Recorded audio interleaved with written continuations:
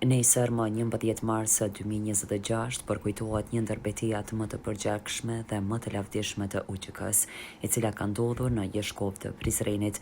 Në këtë betejë heroike ranë shumë dëshmorë dhe luftëtarë të njësisë speciale të brigadës 125 të zonës operative të Pashtrikut. Në shenjë respekti dhe nderimi për këtë betejë, ku ra 21 dëshmorë në krye me komandantin e njësisë Hysen Rexhepi, si dhe dëshmorët e shumtë që me gjakun e tyre vulosën lirinë e Kosovës.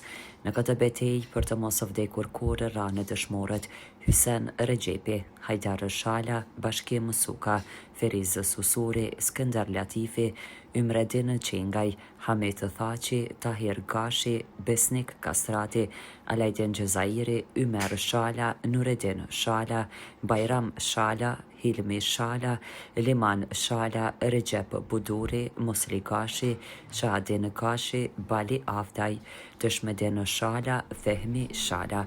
OVL dega në Prizren, sipas kryetarit të kësaj dege Isa Berisha, nesër do të ketë këtë agjend në shenjë të këtij përkujtimi.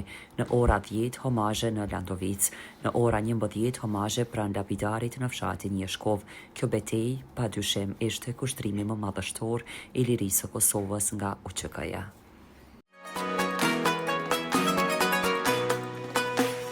Liri, me ju në çdo iftar.